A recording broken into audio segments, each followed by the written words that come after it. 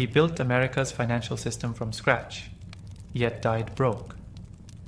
Alexander Hamilton was one of the most brilliant minds of the founding era, but his life ended in a bloody duel over pride and politics. Long before the wars, the politics, and the power, there was an island. Quiet, humid, swept by salt and wind. Nevis, in the British West Indies, sat small and almost invisible on the map of the world. But in the mid-18th century, that's where one of history's sharpest minds was born, Alexander Hamilton. Or maybe not. You see, even his birth is a riddle. Some records say he was born in 1755. Others insist it was 1757. Alexander himself sometimes seemed unsure, or perhaps he wanted to forget. What we do know is that he was born into nothing. His mother, Rachel Fawcett, was of French Huguenot descent. She had once been married to a Danish merchant, but that relationship crumbled. Her divorce wasn't recognized by the church, so when she began a relationship with James Hamilton, Alexander's father, it was considered scandalous. They were never legally married, which made young Alexander illegitimate. That word carried weight back then. Heavy weight. It meant doors closed before you could knock. It meant whispers in the street. It meant shame you didn't earn, but had to carry. Alexander grew up surrounded by economic hardship. His father struggled to find steady work. His mother, although resourceful and determined, couldn't shield him from poverty. The family moved from Nevis to St. Croix, trying to build a life, but bad luck followed them like a shadow. When Alexander was around 11, James Hamilton abandoned the family, likely ashamed and unable to provide. 2 years later, Rachel died of a fever, likely yellow fever, leaving Alexander and his older brother orphans. Just like that, everything was gone. Alexander was barely a teenager. He had no father, no mother, no inheritance, no title. But he had two things that would carry him further than any noble name could: his mind and his pen. And while the world saw just another colonial orphan, small, skinny, and forgettable, Alexander Hamilton was already quietly preparing to prove them all wrong. Because sometimes the people with the least end up doing the most. After his mother's death, young Alexander Hamilton was left with little more than her name and the burden of survival. He and his brother were taken in by a cousin, Peter Lytton, but that refuge didn't last. Within a year, Lytton died by suicide. Alexander was once again homeless. Not yet 14, he had no stable shelter, no family to lean on, and no education beyond the basics his mother had managed to give him. He found work as a clerk at an import-export firm run by a merchant named Beekman and Kruger on the island of St. Croix. It wasn't glamorous. He handled invoices, tracked cargo, calculated currency exchanges, and kept ledgers. But for a boy with a hungry mind, it was a school in itself. Day by day, Alexander absorbed the rhythms of commerce, learning how the world really worked, not in textbooks, but in ships and sugar and debt. He was trusted, efficient, and sharp. By the time he was 15, he was left in charge of the entire business when the owner was away. Think about that. Most teenagers couldn't be trusted to sweep a floor properly. Alexander was managing trade routes. But the sea air wasn't filled with opportunity. It was thick with slavery, economic despair, and colonial hierarchy. Alexander saw it all up close, and he hated it. He started writing. His letters were thoughtful, observant, sometimes poetic. They weren't just teenage ramblings. They had power, structure, and vision. He'd write about hurricanes as if describing a god's fury. He'd discuss politics, faith, morality. Then came the storm. In 1772, a hurricane tore through St. Croix. It ravaged buildings, sank ships, and left the island gasping. In the aftermath, Hamilton wrote a detailed account of the disaster for the local newspaper. But it wasn't just a news report, it was art. A 15-year-old boy described wind and water with the grace of a novelist and the insight of a philosopher. Local leaders read the piece and were stunned. Who was this boy? How did he write like that? They passed around his essay. They started whispering, then they started collecting donations. The people of St. Croix, impoverished and rebuilding, gathered enough money to send this orphan boy to America. because even in darkness, genius glows. In the fall of 1772, Alexander Hamilton left the Caribbean behind. He boarded a ship bound for the American colonies, clutching the hopes of the people who believed in him and the burden of becoming someone who mattered. He was just a teenager, barely 16, possibly younger, but he already carried himself like a man racing time. When he arrived in Boston and later made his way to New York, the world looked completely different. Crowded streets, churches, dockyards, colleges. This wasn't St. Croix. This was chaos, opportunity, fire. He enrolled at King's College, what we now know as Columbia University. It was one of the finest schools in the colonies, and Hamilton wasted no time. He devoured books like a starving man. He studied law, philosophy, economics, political theory, anything and everything. But learning wasn't enough. Not for him. He wanted to speak. He wanted to write. And more than anything, he wanted to shape the world around him. The colonies, meanwhile, were teetering on the edge of revolution. Tensions with Britain had reached a boiling point. Taxes, soldiers, tyranny. The streets pulsed with the electricity of rebellion, and Hamilton stepped right into it. He started writing political essays under pseudonyms, defending the colonists' right to resist British rule. Readers thought the author must be a seasoned scholar or a high-ranking official. When they found out it was a teenager, they couldn't believe it. Soon, Hamilton began giving speeches in public squares, fiery, bold, overflowing with ideas. He wasn't just echoing popular slogans, he was thinking ahead, imagining a new kind of government, a new kind of future, and people noticed. New York was full of revolutionaries, but Hamilton stood out. He wasn't from the elite families. He had no pedigree, but he had something better, vision, and the fearless conviction to share it. He drilled with a militia in his free time, trained for war while he studied law, and wrote with the weight of a man twice his age. To some, he was brilliant, to others, arrogant. But no one could ignore him. America had just met Alexander Hamilton, and Alexander Hamilton had just found his battlefield. By the early 1770s, the colonies weren't just complaining anymore. They were preparing to fight. The British Crown had tightened its grip with taxes, troops, and proclamations. And while some men hesitated, others stood up. Alexander Hamilton was one of them. Still a student at King's College, Hamilton couldn't sit still. He joined a New York volunteer militia called the Hearts of Oak. They were young, mostly students, and woefully inexperienced. But what they lacked in training, they made up for in passion. Each morning before sunrise, Hamilton drilled with his comrades in a graveyard beside Trinity Church. They trained with borrowed weapons, learned the basics of formation, and studied British military tactics. At night, he buried himself in books, classics, strategy, economics, philosophy. Day and night, mind and body, Hamilton was preparing for something big. In 1775, when war officially broke out with the battles of Lexington and Concord, Hamilton was ready. He helped lead a daring raid on a British battery in Manhattan, stealing cannons under enemy fire. It was bold, dangerous, and successful, exactly the kind of act that caught attention. Hamilton's leadership was unmistakable. He wasn't just a writer anymore. He was now a soldier, and a good one. Within months, he earned a commission as captain of an artillery company. It was a rare position for someone so young and without connections. But Hamilton had proved himself in both word and action. His company saw action in several key battles, including the Battle of Princeton, where Hamilton's guns helped secure a pivotal victory for the Continental Army. His skill didn't go unnoticed. Commanders praised his discipline and organization. His troops respected him, and news of a brilliant young artillery captain with a silver tongue and steel nerves began to spread.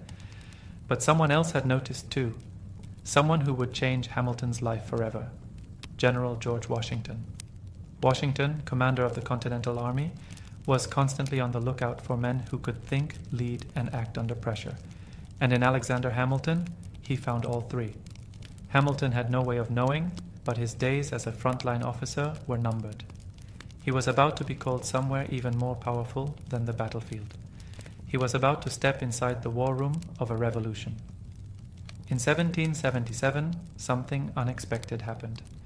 Alexander Hamilton, barely in his 20s, commanding an artillery unit with growing respect, received an invitation. General George Washington wanted him, not as a field commander, but as part of his inner military staff. At first glance, it might have seemed like a step backward. Hamilton loved the battlefield. He thrived on action, movement, and strategy under fire. But this was different. This was Washington. And this offer wasn't a demotion. It was a doorway into the very heart of the revolution. Hamilton accepted. Washington made him an aide-de-camp, a kind of chief of staff. But in truth, he was far more than a glorified secretary. He became Washington's most trusted advisor, writing letters, orders, and diplomatic messages, many in Washington's voice. Hamilton's pen never stopped moving. His words carried authority, clarity, and purpose. He corresponded with generals, governors, and Congress. When orders needed to be obeyed, Hamilton's letters made sure they were. His writing was as sharp as his thinking, and he worked day and night, often by candlelight, with stacks of parchment and ink-stained hands. Washington relied on him for more than paperwork. Hamilton became a voice in his ear, a strategist, a sounding board. Despite the massive difference in age and status, there was mutual respect. Washington saw in Hamilton something rare, brilliance without hesitation. But Hamilton, despite his loyalty, still craved more. He didn't want to be remembered as just a writer. He yearned to lead men in battle again, to earn personal glory on the field, not just behind a desk. Multiple times he asked Washington for a combat command. Multiple times Washington denied him, not out of punishment, but because he couldn't afford to lose him. The tension quietly simmered between them. Washington treated him like a son. Hamilton sometimes chafed at the boundaries, but they needed each other. During these years, Hamilton also forged connections with powerful allies, including Lafayette, John Lawrence, and other revolutionary thinkers. His ideas were expanding. He wasn't just fighting a war, he was dreaming of what came after it. A new nation, a government that actually worked, a future he could help design. He was still young, still ambitious, and still just getting started. For 4 long years, Alexander Hamilton served faithfully at George Washington's side. He drafted letters that held armies together, organized supply chains during brutal winters, and helped Washington navigate the fragile egos of generals and politicians. His work was vital, there was no denying that. But inside, a fire still burned. Hamilton wanted the battlefield. He didn't just want to write about war, he wanted to fight it. He saw glory in military leadership, in leading charges, in commanding respect, not just for his intellect, but for his bravery. He'd proven himself before, back when he stole cannons under enemy fire and rallied artillery units in battle. But now, confined to paperwork and politics, he felt caged. He asked Washington repeatedly for a field command. Washington declined, repeatedly. To Washington, Hamilton was irreplaceable in his current role. He was efficient, brilliant, and dependable. While other aides came and went, Hamilton stayed. And Washington, often isolated, relied on him like few others. But Hamilton saw things differently. Each time another officer earned a battlefield promotion, each time someone else received the praise and recognition he craved, resentment quietly grew. Hamilton wasn't just hungry for action, he was hungry for legacy. He didn't want to be remembered as a behind-the-scenes figure. He wanted his own legend. The tension reached a breaking point in early 1781. After a minor misunderstanding, Hamilton kept Washington waiting outside a room for just a few minutes. Washington snapped. He rebuked Hamilton sharply, and Hamilton, already simmering with frustration, resigned from his staff position soon after. It was bold. Some might say reckless. But for Hamilton, it was a necessary gamble. He had served loyally. He had earned trust. And now he would take his fate into his own hands. Still, even after resigning, he didn't abandon the cause. He remained connected to the army, continued writing, and kept pushing for a command of his own. And finally, that chance came. Later that year, Washington offered him what he had waited for, his own battalion. The war wasn't over yet. and neither was Alexander Hamilton's climb toward greatness. The pen had served him well, but now it was time to lead with the sword. After years of waiting, writing, and proving himself behind the scenes, Alexander Hamilton finally received what he'd been chasing, command of his own battalion. It was the spring of 1781. The American Revolution was grinding into its final decisive stages, and all signs were pointing toward Yorktown, Virginia. There, British General Cornwallis had dug in with thousands of troops, waiting for reinforcements from the sea. What he didn't know was that the Franco-American alliance was about to strike with full force. Washington and French General Rochambeau planned to march their armies south for one final blow. Hamilton, with his newly earned command, would march with them. As the siege of Yorktown began in September, Hamilton's moment came into focus. The plan was risky, a nighttime assault on British Redoubt No. 10, one of two key fortifications protecting Cornwallis's position. If they could take it, the siege would tip in America's favor. Washington trusted Hamilton to lead the charge. October 14th, 1781. The night was moonless, thick with tension. Hamilton's men crept toward the redoubt with bayonets fixed, rifles unloaded. Silence was essential. No gunfire, just steel and fury. And then they struck. Hamilton led the attack from the front. He climbed over the enemy defenses under a storm of musket fire, sword in hand, rallying his men forward. Within 10 minutes, 10 brutal, breathless minutes, the redoubt was theirs. The victory at Redoubt 10, paired with the simultaneous French success at Redoubt 9, broke the British lines. Within days, Cornwallis surrendered. The war, for all practical purposes, was over. For Hamilton, that night was more than just a battle, it was vindication. He had proven he was more than a writer, more than a political mind. He had led troops under fire and won.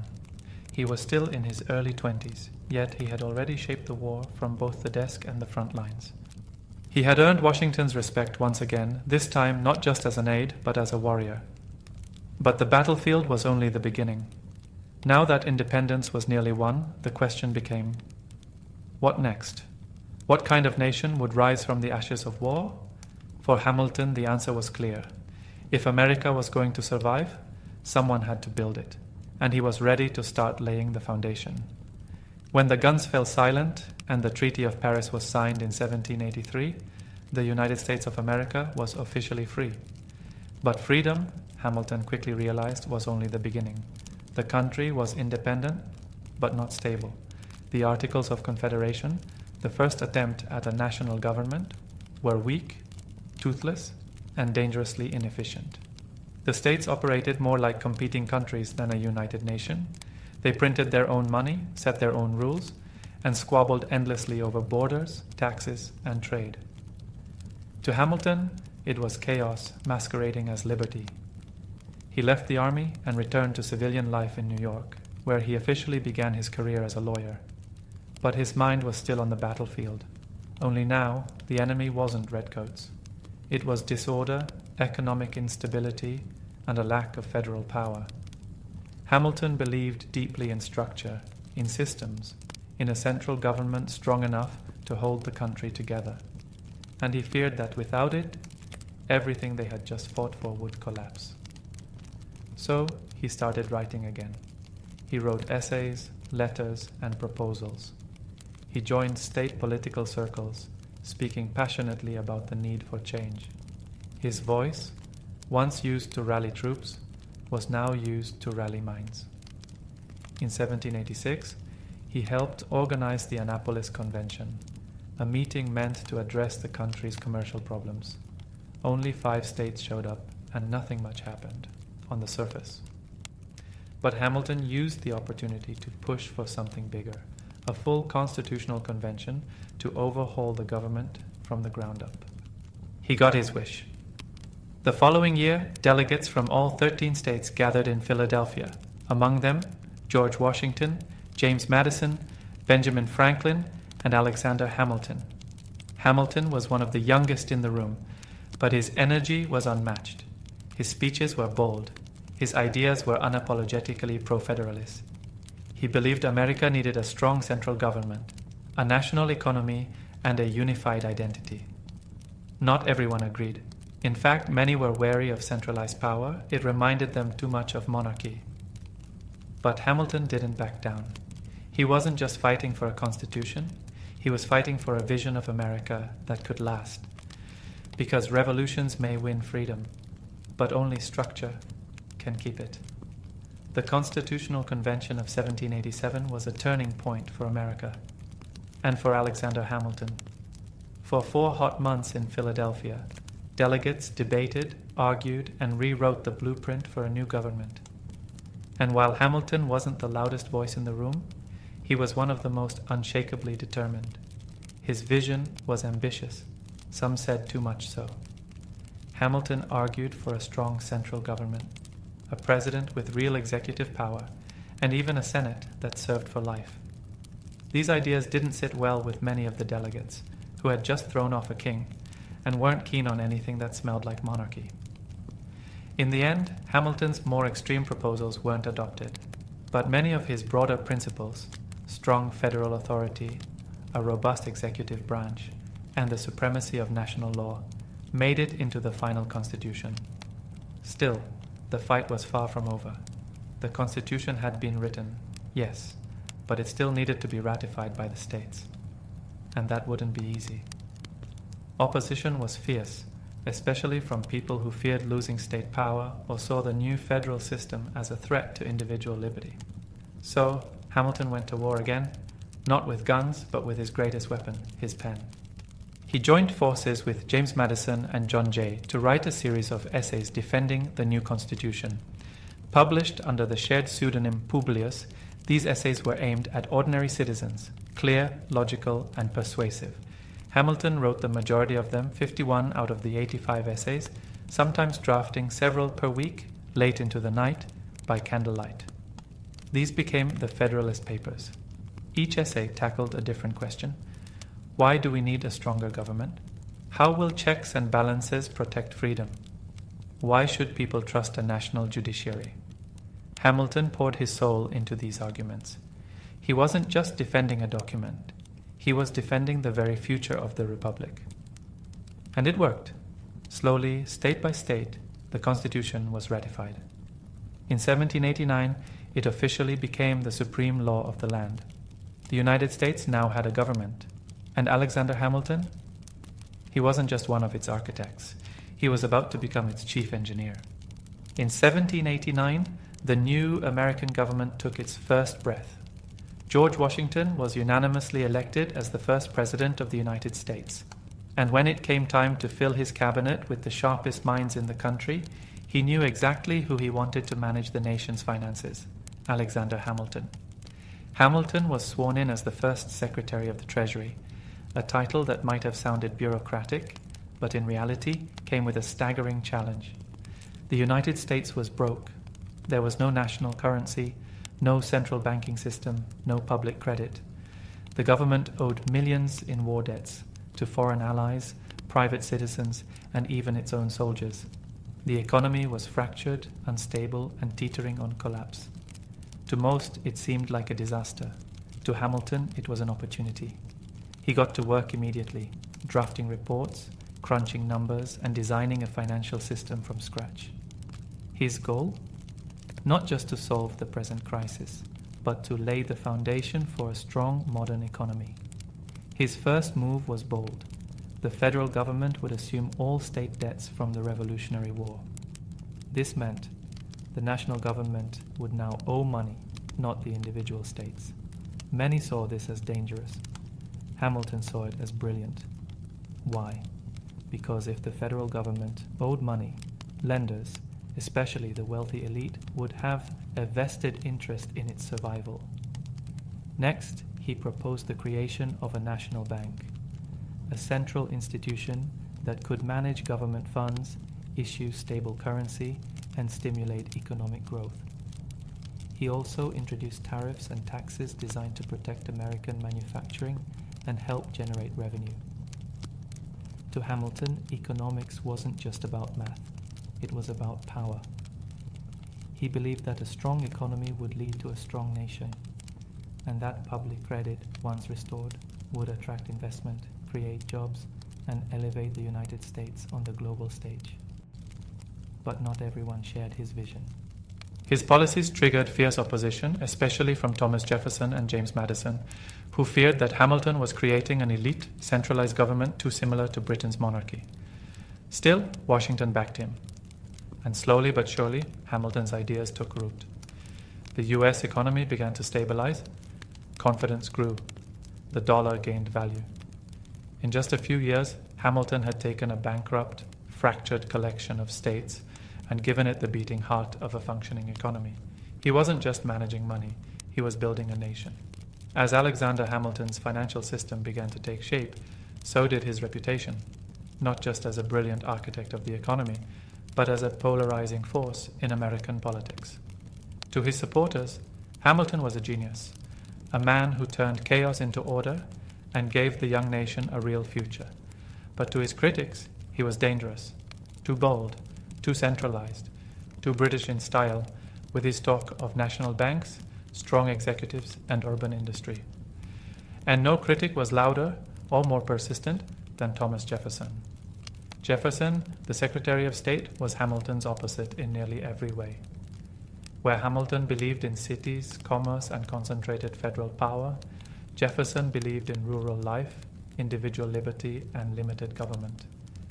He saw America as a land of farmers and freedom, not financiers and federal banks. The two men couldn't have disagreed more. To Jefferson, Hamilton's national bank was unconstitutional. His debt plan was a favor to the wealthy. His tariffs and taxes, a burden on the common man. He believed Hamilton was steering the country toward a dangerous aristocracy, where elites ruled and liberty suffered. To Hamilton, Jefferson was naive. His vision of an agrarian paradise ignored economic reality. Without credit, without industry, without structure, Hamilton believed the nation would crumble. The clash was more than philosophical. It became personal. Each man had allies. Jefferson had Madison, and Hamilton had Washington's ear. Their disagreements turned the cabinet into a war zone. Washington, though respectful of Jefferson, often sided with Hamilton. He valued results, and Hamilton delivered them. Still, the feud grew. In the press, Jefferson's allies accused Hamilton of corruption and tyranny. In return, Hamilton's supporters painted Jefferson as weak and idealistic. What began as debate quickly hardened into rivalry and eventually birthed something new in American history: political parties. Hamilton's followers became known as the Federalists, Jefferson's the Democratic Republicans. The country, still young and fragile, was now splitting into factions. It wasn't what the Founding Fathers had wanted, but it was what the moment demanded. And right in the center of it all stood Alexander Hamilton, praised, hated, unstoppable. He had built an economy. Now, unknowingly, he had helped build the machinery of American politics. The United States had barely found its footing before it began to divide, not by geography, but by ideology. And at the heart of this division stood two powerful opposing minds: Alexander Hamilton and Thomas Jefferson. Hamilton never intended to start a political party, but his policies, national debt consolidation, a central bank, manufacturing support, and a strong executive, were radical enough to make him a symbol of a broader political movement. His followers, urban merchants, financiers, lawyers, and many war veterans, rallied around his ideas. They called themselves Federalists. On the other side, Jefferson and James Madison spoke to farmers, artisans, and states' rights advocates.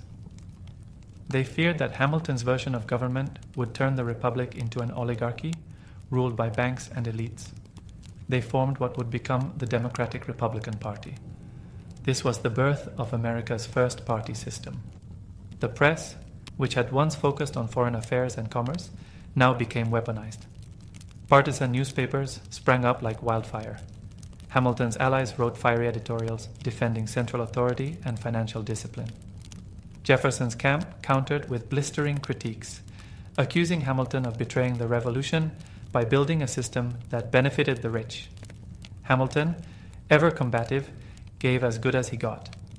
He wrote under pseudonyms, leaked damaging letters, and used his incredible skill with language to shape public opinion.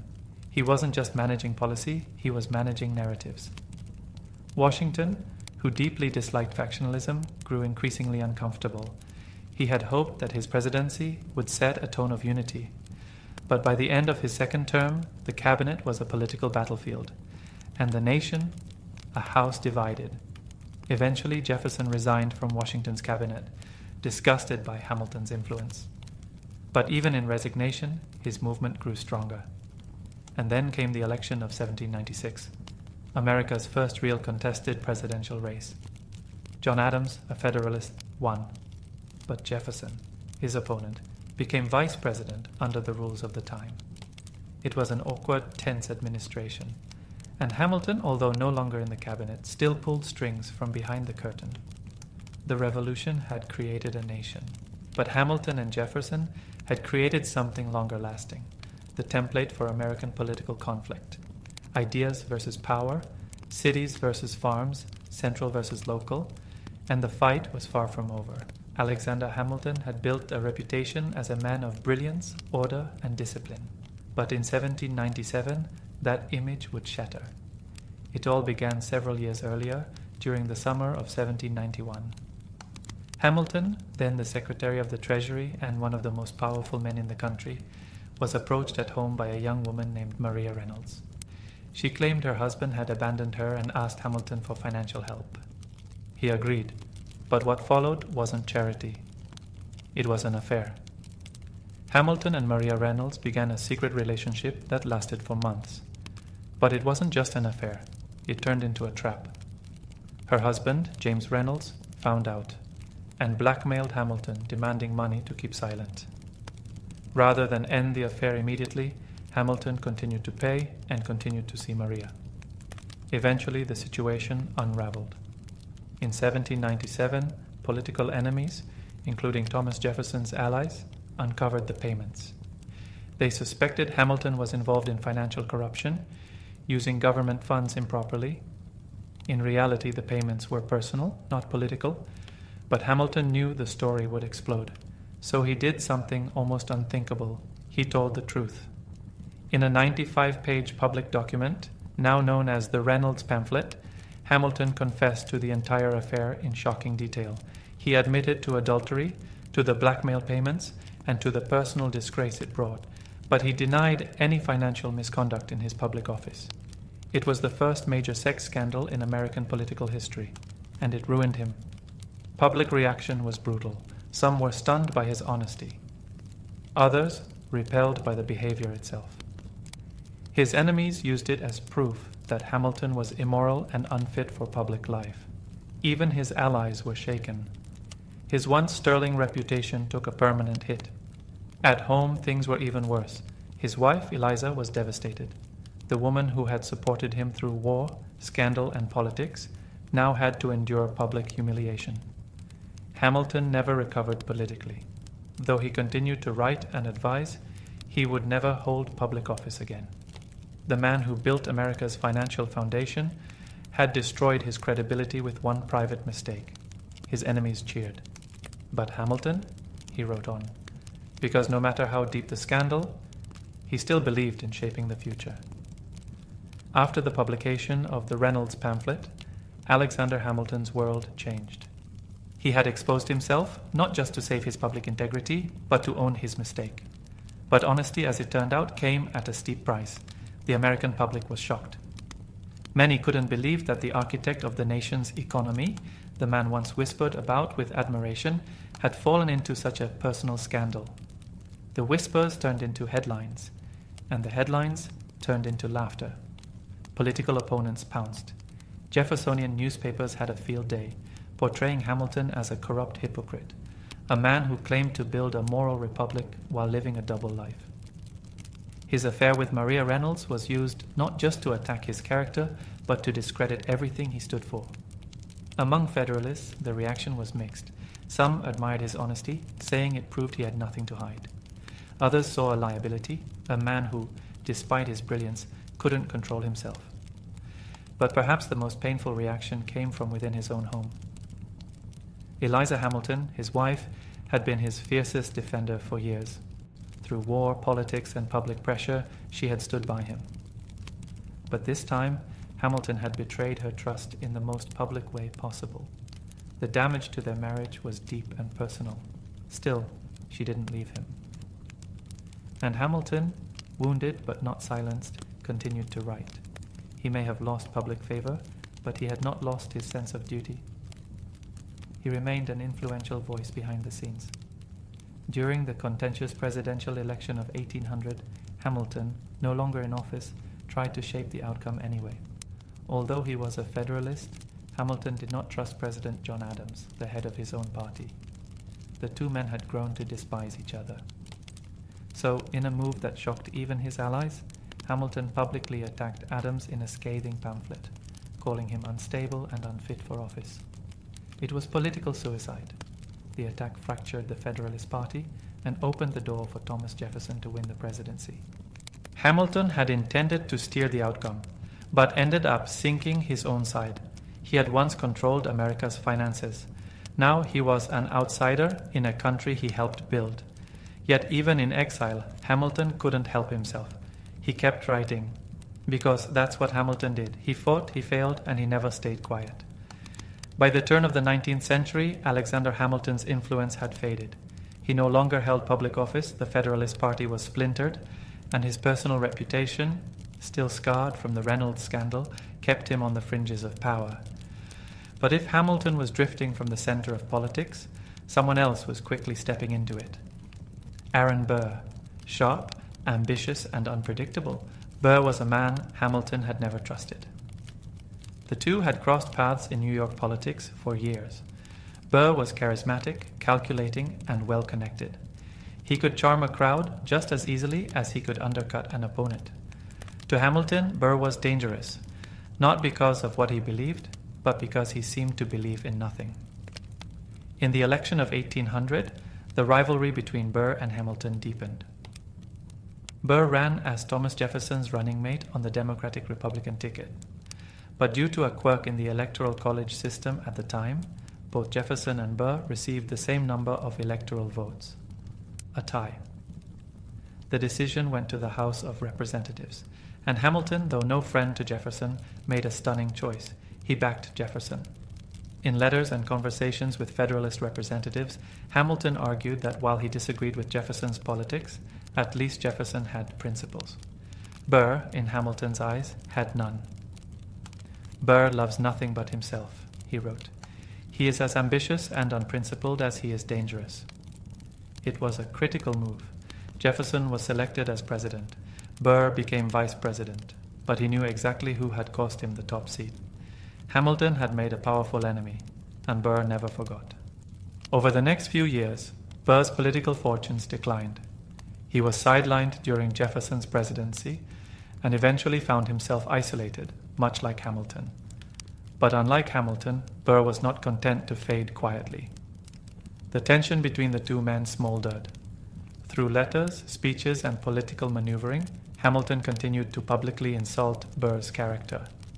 He warned anyone who would listen that Burr posed a threat to the Republic. It wasn't just politics anymore, it was personal. Two men, two careers in decline, and one final confrontation creeping closer.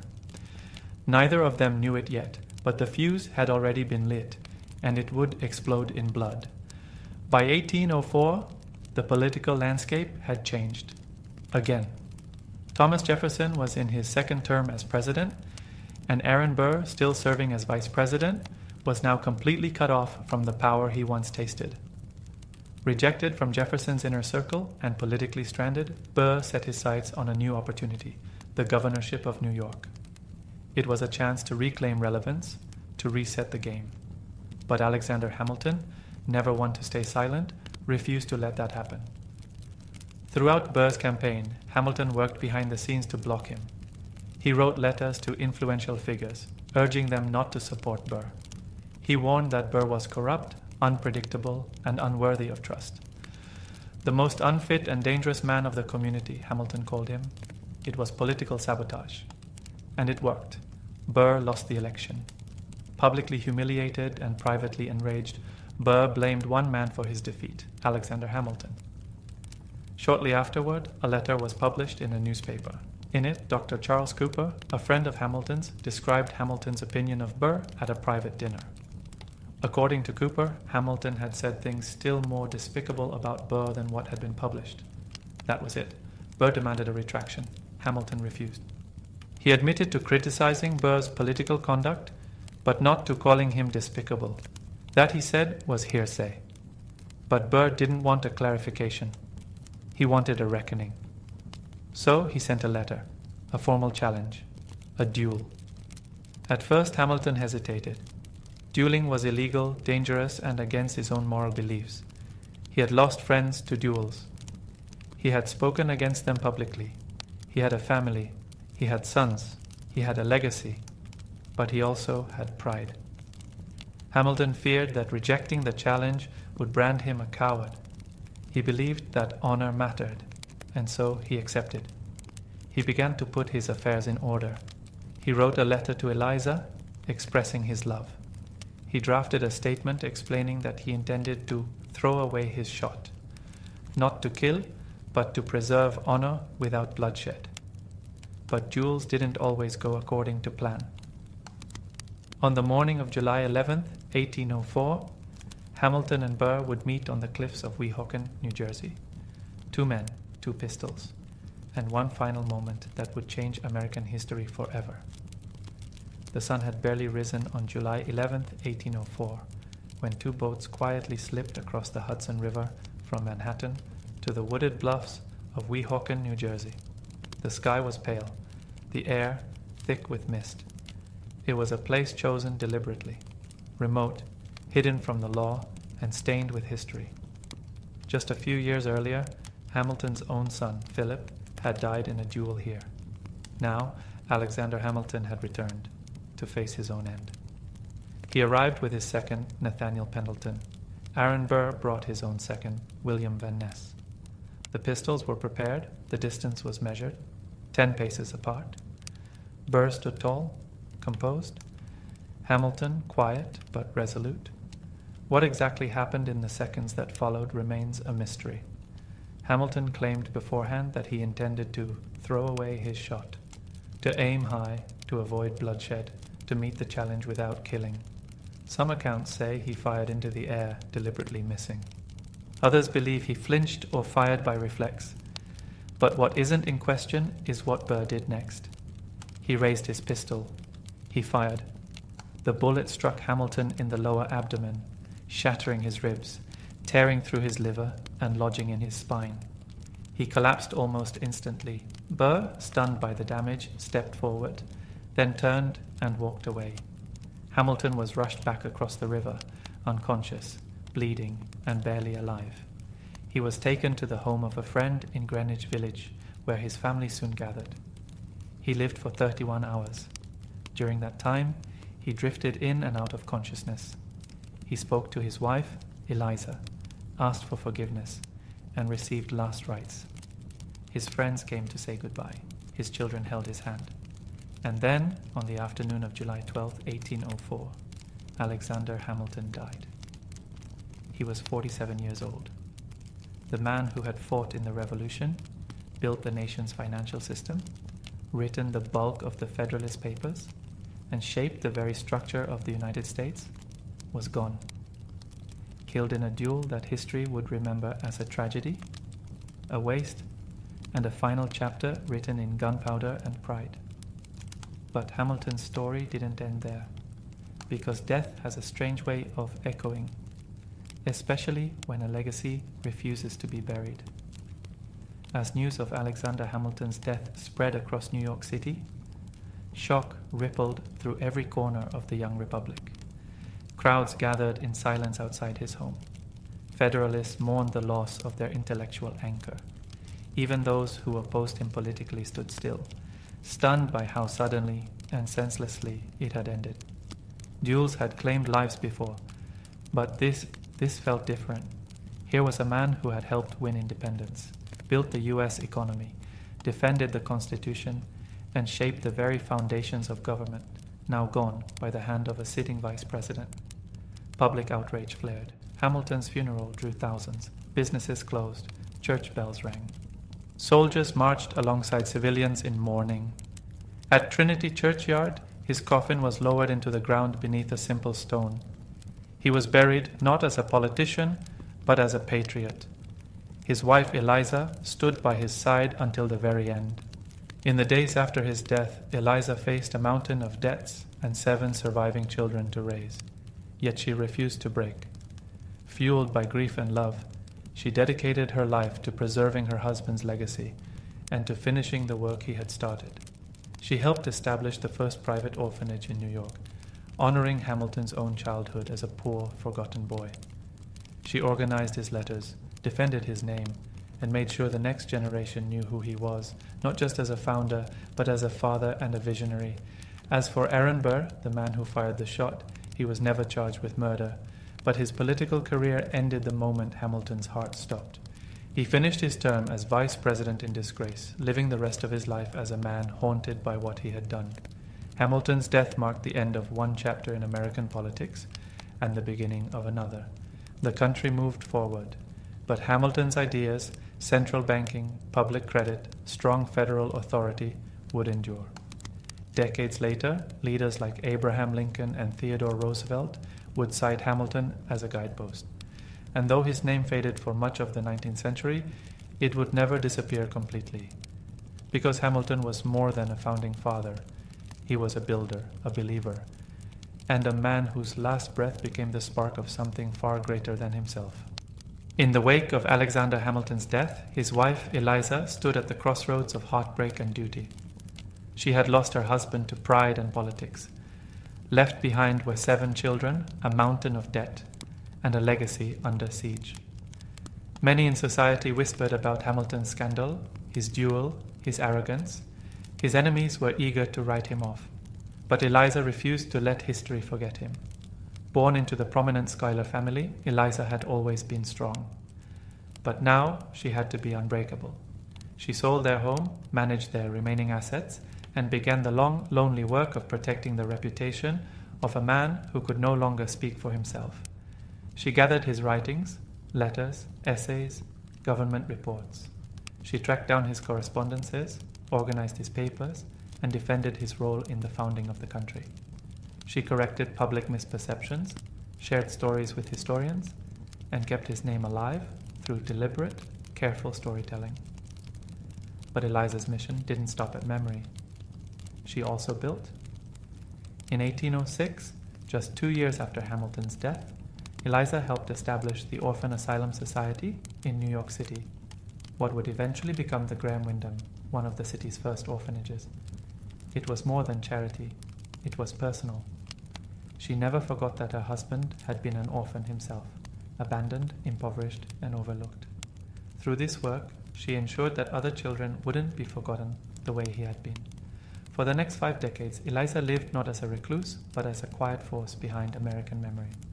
She outlived her husband by 50 years, long enough to see some of his ideas finally recognized for their genius. When people asked her how she survived such tragedy, she would speak softly but firmly. "I had his children," she'd say. "I had his legacy." She died in 1854 at the age of 97. Nearly a century of life, half of it spent in devotion to a man no longer living, but whose influence refused to die. Eliza didn't just preserve Hamilton's story, she rescued it. Because even though the world had tried to bury him in scandal and silence, she gave him a second life, not in politics, but in memory. And because of her, the name Alexander Hamilton would not vanish from history. Alexander Hamilton may have died young, but his ideas were just getting started. In the early years after his death, his legacy remained tangled in controversy. To many, he was remembered as the brilliant mind who couldn't escape his own ego. A man who built a financial empire, only to fall to scandal and violence. His critics still painted him as an elitist, a monarchist in disguise, someone too eager to concentrate power in government hands. But history, as it often does, began to shift. America grew, the economy expanded, industry rose, and slowly, leaders began to revisit Hamilton's vision. Not with suspicion, but with respect. His blueprint for a strong central government became a model during national crises. His belief in federal credit became the cornerstone of American financial power, and his dream of a diverse, industrial economy came to life in the factories, railroads, and trade routes that shaped the 19th century.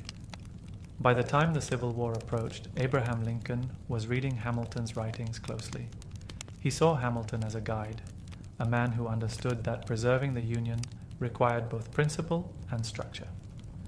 Lincoln's financial strategies during the war reflected Hamilton's belief in a unified economic system supported by national credit. Even later, presidents like Theodore Roosevelt and Franklin D. Roosevelt would quote Hamilton in speeches, drawing on his ideas about executive strength, national infrastructure, and economic planning. Historians, too, began to change their tone. The once dismissed Federalist became, in hindsight, one of the most forward-thinking of all the Founding Fathers. He had seen a version of America that took over a century to fully arrive, and in many ways was still arriving.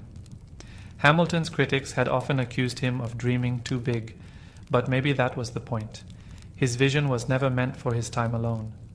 It was meant to grow into the future, to outlive him, outlast him, and evolve as the country did. He died before he could see it. But his fingerprints were on everything: the banks, the courts, the Constitution, the very concept of a nation bound not by blood or region, but by ideas. Alexander Hamilton was no longer just a man. He was a philosophy in motion. As the 19th century rolled on, Alexander Hamilton's name began to fade. Other founding fathers rose to mythic status: George Washington, the noble general; Thomas Jefferson, the philosopher-president; Benjamin Franklin, the beloved genius. Their stories were retold in classrooms, statues, and textbooks. But Hamilton? He became a footnote. Part of the reason was political. His Federalist Party had long since vanished, absorbed or overtaken by new political movements. His enemies, Jeffersonians, Jacksonians, and others, controlled much of the public narrative in the decades following his death, and they weren't exactly eager to praise a man they saw as a threat to democracy. They called him arrogant, power-hungry, a man who cared more for bankers and industry than for the common man. And then there was the duel. In a young, idealistic republic, Hamilton's end, killed in a personal dispute by another politician, felt messy, almost shameful. It didn't fit the heroic narrative many Americans wanted to teach their children. So, over time, his memory softened. The Federalist Papers, once a cornerstone of constitutional debate, were still read, but often without much attention to the man behind most of them. His economic policies lived on in practice, but not in name. He became, quietly, the founder people forgot. But not everyone forgot. Legal scholars, economists, and historians kept digging into his work. Some praised his brilliance, his foresight, his ability to predict the needs of a nation still in its infancy. Others admired the raw determination of a man who rose from nothing, an illegitimate orphan from the Caribbean, into one of the most influential figures in American history. Even still, for most of the 19th and 20th centuries, Hamilton remained a second-tier figure, respected but not revered. His portrait was placed on the $10 bill, but few people gave it more than a passing glance. He had a statue or two, a few schools named in his honor, and a tomb in Trinity Church. But he wasn't celebrated the way Washington or Lincoln were. It seemed history had quietly tucked him away. But Hamilton had always been underestimated, and like he had done so many times before, he was quietly waiting for a chance to rise again. This time, not through politics, but through something no one saw coming. For nearly 2 centuries, Alexander Hamilton's story remained largely in the background of American memory, until one man picked up a book at an airport and everything changed. In 2004, historian Ron Chernow published a groundbreaking biography titled Alexander Hamilton. It was rich, detailed, and deeply humanizing. Instead of focusing only on policy or scandal, it painted a full picture of a complex man, flawed, brilliant, ambitious, relentless. A man who had risen from nothing to shape a nation. The book was praised by scholars, but it reached someone entirely unexpected, a young playwright and musician named Lin-Manuel Miranda. On vacation in Mexico, Miranda brought Chernow's biography along as light reading. By the second chapter, he was stunned. "This is the most hip-hop story I've ever read," he said. A poor kid from the Caribbean who used words to rise to the top. It didn't just resonate, it sounded like music. And so, Hamilton's second act began, not in Congress, but on Broadway. In 2015, Miranda's musical Hamilton premiered at the Public Theater in New York City. A bold, genre-defying mix of hip-hop, R&B, and traditional show tunes, it reimagined the Founding Fathers as young, diverse, and deeply flawed revolutionaries. Hamilton, played by Miranda himself, was portrayed as a lyrical genius, a political fighter, and a man burning with purpose and insecurity. The show cast actors of color in the roles of America's founders, giving new voice and new relevance to an old story. Audiences were electrified. The show moved to Broadway later that year, earned a record-breaking 16 Tony Award nominations, won 11, and went on to win the Pulitzer Prize for Drama. It became a cultural phenomenon, pulling Hamilton's legacy out of dusty textbooks and into the hearts of millions. Suddenly, the world wanted to know who was Alexander Hamilton. Students began reading the Federalist Papers. Visitors flocked to Trinity Church and the Hamilton Grange. Sales of Chernow's biography skyrocketed. And more than anything, people began to understand what Eliza Hamilton had fought so hard for, to make sure her husband's story was not forgotten. Hamilton had always believed in the power of words. Now, more than 200 years after his death, it was words and music that brought him roaring back to life. When Hamilton, an American musical, exploded onto the stage, it didn't just entertain, it educated. For many in the audience, especially younger generations, this was their first deep introduction to Alexander Hamilton. And not the Hamilton from old history books. The musical brought him to life with rhythm, emotion, and modern urgency. Suddenly, students were quoting Federalist number 10 in classrooms. History teachers were updating lesson plans. College courses began, including the lyrics alongside primary source documents. Museums saw surges in attendance. Even Google searches for Alexander Hamilton spiked into the millions. Hamilton had become cool. But it wasn't just about music or rhyme schemes. The story resonated because it was universal. Here was a man born out of wedlock, raised in poverty, an immigrant with no status or title who rose by the sheer power of his intellect, ambition, and resilience. His flaws, his pride, his temper, his insecurities were not hidden but explored. In many ways, Hamilton became a mirror for immigrants, for underdogs, for dreamers, for anyone who had ever been told they didn't belong. Lines like, "I am not throwing away my shot," or "Immigrants, we get the job done," became rallying cries. The themes of legacy, sacrifice, and the weight of history struck chords in a divided, uncertain world.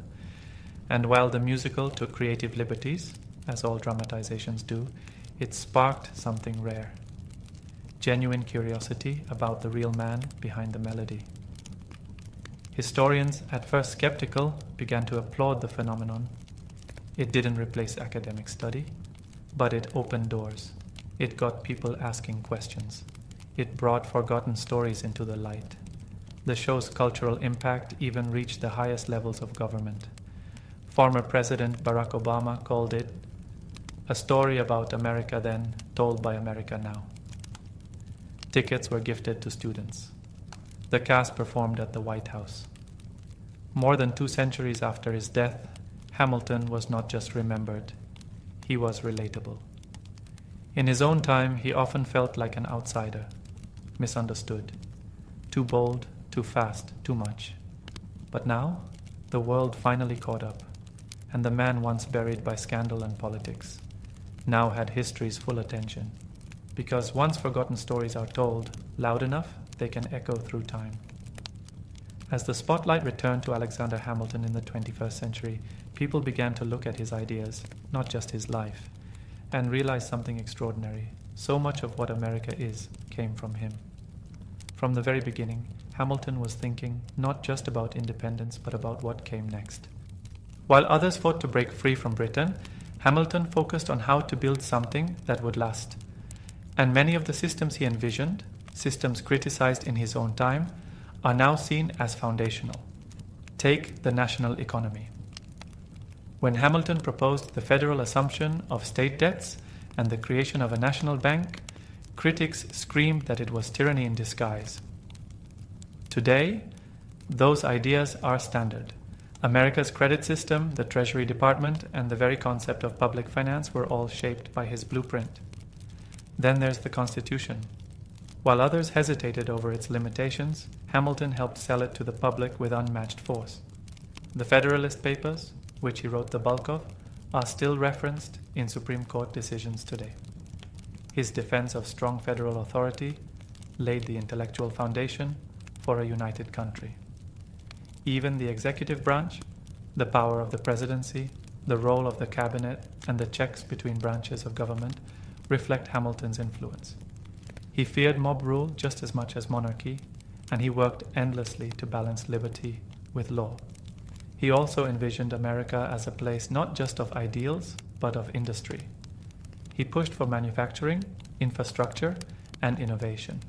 In his famous report on manufacturers, he outlined a vision of an economic powerhouse, a nation that could stand on its own. At the time, many rejected it. Today, it reads like prophecy. Hamilton's legacy isn't just carved in marble or printed on currency. It lives in every debate about federal power, every discussion about debt and taxes, every policy decision that weighs liberty against responsibility. He saw government not as a threat, but as a tool that, when used wisely, could build a country strong enough to survive war, division, and time itself. 200 years later, we're still using that tool, still building, still following a blueprint drawn up by a man who never stopped working until history caught up with him. Alexander Hamilton's rise was remarkable, but it wasn't smooth. For all his brilliance, for all the systems he built, the papers he wrote, the battles he fought, Hamilton was never a perfect hero. In fact, what makes his story resonate today isn't just his success, but his flaws. Hamilton was often his own worst enemy. His pride, for starters, was enormous. He believed, often rightly, that he was the smartest man in the room. But that belief came at a cost. He insulted political allies, alienated colleagues, and when given the chance to stay quiet, he almost never did. Take the Reynolds affair. Many in his circle advised him to stay silent, let the rumors fade. Instead, he published a 95-page confession, publicly, in detail. To protect his political reputation, he torched his personal one. His need to be right, always, cost him more than he could afford. He also had a sharp temper. Words were his weapon, and he wielded them with surgical cruelty when provoked. His political writings were ruthless, even against fellow Federalists. His pamphlet, tearing apart John Adams, didn't just hurt Adams, it helped Jefferson win the presidency. That wasn't strategy, that was impulse. Hamilton also struggled with contradictions. He fought for liberty, yet helped create systems that concentrated power. He distrusted the masses, yet built mechanisms to protect their future. He was an immigrant who feared the instability of democracy, a champion of merit who often spoke like an aristocrat. And perhaps the deepest contradiction of all, he was a man obsessed with legacy, who died in a duel that almost erased it. And yet, isn't that what makes him relatable? Hamilton wasn't untouchable like Washington. He wasn't quietly calculating like Madison. He was loud, fiery, ambitious, and deeply human. He worked himself to the bone because he never felt secure. He pushed too hard because he feared being forgotten. He made mistakes because he refused to play safe. And that's why, centuries later, his story still speaks. Because Hamilton wasn't a legend carved in stone. He was flesh and blood, genius and flaw, a man who tried, failed, rose, fell, and kept going. He wasn't perfect. He was real. Legacies are strange things. Some are carved in stone, immediate, obvious, larger than life. Others are quieter, buried for a time, waiting for someone to dust them off and see them clearly. Alexander Hamilton's legacy lived somewhere in between. In his lifetime, he fought for influence. After his death, he faded into the background. But now, more than 200 years later, he's everywhere, in classrooms, theaters, political debates, and social movements. What makes his legacy so powerful today isn't just what he did, it's what he represents. He's the immigrant who built a nation's economy, the orphan who stood beside a general, the outsider who stepped into the core of power and refused to apologize for being bold. In a country built on opportunity, Hamilton's story is the ultimate proof that you don't need to be born into greatness to achieve it. But legacy, to Hamilton, was never about statues or songs. It was about impact. He once asked a haunting question, "What is a legacy?" It's planting seeds in a garden you never get to see. He didn't live to see his economic system flourish. He didn't see his constitution endure centuries.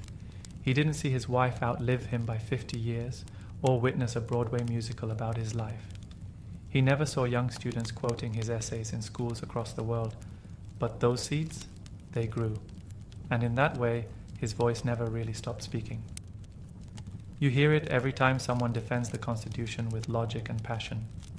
You see it in systems that still hold the country together. You feel it in stories of people who rise from nothing, just like he did. Even in the face of death, Hamilton was thinking forward. His duel wasn't just a personal tragedy. It was a final act of a man who understood the cost of legacy. He wrote letters, settled debts, prepared his family, and asked that his story not be lost. He was thinking of tomorrow, even as his time ran out. And now, centuries later, the garden he planted continues to bloom. Not because he was perfect, but because he refused to be forgotten. Alexander Hamilton's life was short, 47 years. But in those years, he lived more than most ever do. He rose from poverty, carved out a place in history with nothing but his mind and will, and left behind a legacy that helped shape an entire nation. He was never a president. He never led a state. But his fingerprints are on the Constitution, the financial system, the courts, the very idea of what it means to be a united nation. And yet, what makes Hamilton truly unforgettable isn't just what he built, it's how he built it. He failed publicly, he loved deeply, he fought passionately, he made enemies, mended friendships, and left a trail of letters that pulse with energy, urgency, and brilliance. He was a flawed man, jealous, stubborn, impulsive. But he was also endlessly driven. He believed in building something bigger than himself, even when it cost him everything. And maybe that's why, all these years later, we're still drawn to his story. Because we recognize it, the struggle to rise, the need to prove yourself, the tension between ambition and morality, the hope that your work, your words, might outlast you. His life reminds us that greatness isn't about perfection, it's about effort, about vision, about refusing to settle for the world as it is and daring to imagine the world as it could be. Hamilton imagined a future where America was strong, structured, and stable. And while he never got to see that future fully realized, he laid the foundation with fierce determination. He may not have thrown away his shot on that dueling ground, but through his work, his words, and his unwavering spirit, he gave the rest of us a shot at freedom, at structure, at possibility. And in the end, what more could you ask from a founding father? He was not made of marble or myth, he was made of ink, steel, and fire. So the next time you hold a $10 bill, remember the man who didn't come from money, didn't come from privilege, but gave everything he had to build a country that could outlive him. That's Alexander Hamilton. And now, you know his story.